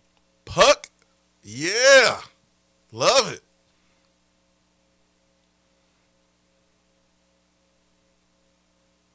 I'd like to see you out on the ice, by the way. No, you don't need to see that. I'll be out there without a stick. Like Cedric the Entertainer said. I'm trying to fight. That's my favorite part about hockey. I'd just be trying to balance. Dude, I remember the Stay first upright. time I ice skated. Oh boy, it was not fun. And my ankles were so sore, my feet, man. Yeah. So I can skate, I just can't stop. Yeah, I really can't overstate the respect I have for the athleticism required to play hockey, especially at a very high level as they do. So tomorrow night's going to be a great time with all Vol night and the Knoxville Ice Bears. Joey with a little fear in the text box. He said, "I'm afraid 7-5 is on the table this season." Oh yeah, it's on the table. Yeah. So is 9-3. Yeah, both are on the table. Yeah. What about 6-6? That I think's off the table. Yeah, it's off. Hey, the table. we haven't done it this week. You and I have been split up the last couple of days. 1 to 10 scale. Swain, where are we? Confidence 10. level. Tennessee beats New Mexico State. I'm at a 10, buddy. Okay. Full Billy Bob this Saturday. Yeah, I'm at a 10. Yeah. So I mean, yeah, 9-3 is on the table, 7-5 is on the table. Mm-hmm. And that's gonna come down to how Tennessee plays. And if they correct some of those issues that they've had in losses where they should have won games, especially the OU game and the Georgia game. Justin said, "I hear more people talk about people who want Heupel fired than I actually hear people who want Heupel fired." Exactly. That's why I try to really not pay it any attention, because I just think it's silly. Yeah. It's just really not a reason to have that conversation right now. Yeah, Big Rob in the text box with a voice of support for Josh Heupel. Remember where we were before him, but also this season, top 2 DBs being out. Firm believer we're a couple of plays from being 8-1 right now. Let Josh Heupel do his job. I don't even like the point of remember where we were before him, because I don't think it matters at this point. I mean, I like Josh Heupel. I think he's awesome. But I don't want Josh Heupel to, and I'm not saying he will do this, but I don't want him to be feeling all comfortable just because we compare it to Pruitt's sorry behind. Like, of course you're going to look good when you compare it to that dude. Of course you're going to look good when you compare it to, Butch Jones and Derek Dooley. How much credit do I get for the block shots against 8-year-olds? Not many, right? Yeah, it's just, I'm with you. at some point we got to stop saying, remember what he was before. Remember what he was before. Like, okay, cool. Are we always going to be okay with 8 wins? No, at some point somebody's going to say, all right, man, thanks Heupel for getting us out of the dump, but we've won 8 games like 4 seasons in a row. Are people still going to be saying that? Or are people going to say, all right, let's take a step forward? That's all I'm saying. And listen, if you get into the college football playoff with 9 wins, then cool. But like at some point, we're gonna have to stop saying, "Well, don't forget about what it was before." At some point, may not be now, but I'm saying at some point. I'm at that point, which is why I don't say it. But like at some point, we're gonna have to say, "How about we just judge him on what he's done?" And now that the playoffs are 12 teams, I think the expectations are a little different than they were 10 years ago, 5 years ago, because it should be. It's not necessarily about the win-loss record. It's about your ability to compete for the postseason and how prepared you are to do that. I think that should be more of the expectation than just a number of regular season wins. That's just me. I agree with you. He's Jason Swain. I'm Josh Ward. At some point, we need to hand out an attaboy, and that point is right now. I just wanted to come by and congratulate you on the great work you've been doing. I like your style. You remind me of a young me. Failure is not an option. That boy is good. Always remind yourself, nobody built like you. You design yourself. Attaboy. We hand out attaboys and attagirls every day thanks to Native Design online at nativetn.com. These are Jason Swain numbers right here. Hey. I mean, my goodness. I recognize it's a team that they're expected to beat handily, but these numbers are crazy. Hannah Hidalgo for Notre Dame, one of the best players in the country, has been for a few years now. Against Akron last night, 44 points. Okay, great. 9 rebounds, really impressive. 16 steals. 16 steals. That was the eyebrow raiser right there. 16 steals. 16. In a single game. I mean, it'd be one thing she got like a triple-double with 10 steals. That would be phenomenal, outrageous alone. But 16? Whew. Yep. That is a new NCAA Division I record with her 16 steals she had last night in Notre Dame's win. So that is an impressive showing. I know it's against Akron. It's 16 steals in one basketball game. And it's not Akron A&M State. That they've still got some players there, and she went out and took the ball from them 16 times. So she gets our attagirl today with the new NCAA Division I record. Take some hustle. It's easy to take some plays off against that team. She went out and took a record in today to Notre Dame's Hannah Hidalgo, and we hand out attaboys and attagirls every day thanks to Native Design. For 20 years, Native Design has transformed outdoor spaces into breathtaking retreats where families gather, friends connect, and memories are made. Native Design turns ordinary yards into exceptional escapes. Go to nativetn.com, learn more about them, great local company, see some of the work that they've done, learn about what they do and what they can do for you. You can also call Native Design at 865-310-3256 for Native Design, your local custom pool and hardscape specialists. We have one segment to go. We'll come back and wrap up today's conversation. We're presented by Junk Beyond each and every day on Josh and Swain.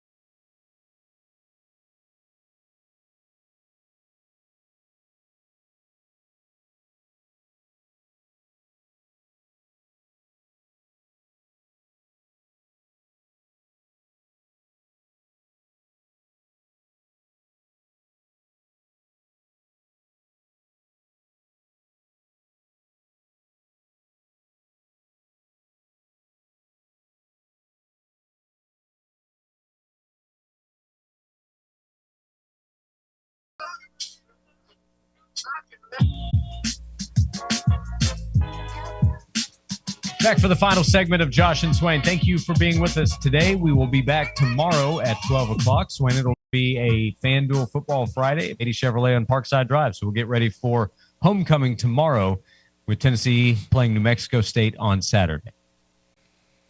Tennessee walking horse, baby. Yeah, that was a good story and some context from Ramon Foster in the first hour, talking about working with horses in horse stables at 5 a.m. and that his grandfather owned. Yeah, I did not know that about Ramon. I do know one thing.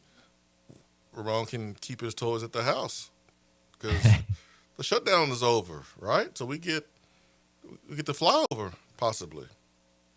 I would think so. Yeah, I don't know if that's been confirmed, but I would think so. Well, I got my paper airplane ready here just in case. Just in case. Yeah. The Vol Network crew will be ready. Only 2 home games remaining, as we say in August, and we will repeat in November. Cherish these games because they will go by very quickly. Man. 3 more games. 2 home games, and that is it. Another football season almost in the books. Yep. Wow. Well, basketball season's here. Yes, it is. Yes, it is. And excited for that. We get Alabama and Purdue in basketball tonight. That's a big top 25 matchup. All right, let's go Boilermakers. Did you see, Tennessee and Purdue? I don't think we ever talked about this, but they scheduled a series coming up over the next couple of years. Purdue got a commitment from a 7-foot center just in time for the series. Is he just 7 foot? I believe he's only 7 foot. All right, we can deal with that because we got Estrella. We got 7-footers. We'll have a 7-footer. As long as he ain't like 7'6" or something. That makes it a little bit more difficult. But Gators have one of those dudes. Well, they do have Daniel Jacobson, who's 7'4", and I think has eligibility beyond this season. At Purdue? Sophomore. At Purdue, yeah. Oh, Lord. Yeah, so buckle up. Whatever. Buckle up for that one. Whatever. I think this is it for Braden Smith, though. I don't think he'll be there beyond this year. Listen, if Zakai can't get an extra year, then Braden Smith don't need another year either. He need to go on and get somewhere. I'm with you. In college football tonight, Troy at Old Dominion on ESPN, for those who get it. And also in the NFL, Patriots against the Jets. Patriots are 8-2 taking on the Jets tonight. It's been an impressive run. They've taken advantage of a lighter schedule, talking about New England, but last week they went to Tampa, and Tampa's a solid team, and beat them. I'm impressed by Drake May and the Patriots and how they've played. What's the line looking like, man? Is it going to be a spanking? Yeah, it's a big number. 12.5, 13.5 points. New England favored. Is that a big number? In the NFL. True. Yeah, 12.5 is what we're looking at. Yeah, it doesn't typically get much higher than that in the NFL. Yeah, I mean, and the unders have been really attractive too, Thursday night game, because they're coming off Sunday games, and so not a lot of time to prepare and rest. So the unders look attractive, 30 or 43.5. We don't see the Jets putting a big dent in that number. No, I don't know that we do. Wayne asks, and we'll talk about this next week as well, do you think Tennessee can run the ball against Florida? Running the ball, Swain, was part of the conversation with Ramon in hour number 1. Can Tennessee run the ball? He wants to see them dominate the line of scrimmage this week. You asked him that, right? What can you take out of this game? He wants to see line of scrimmage domination as Tennessee's trying to get back to running more consistently in the final 2 games. Yeah, no reason why it shouldn't be dominated. But even if it is dominated, next week could be a different story. I mean, you got to be able to run the football when Tennessee is facing defenses who are trying to take the deep ball away. So you got 5 dudes in the box. You got to run the football. And so I expect us to do that at will this weekend, but can you do it on the road at Florida? The last time was Joe Milton's year where Cooper Mays didn't play and we couldn't run the football versus light boxes. You got to be able to do that.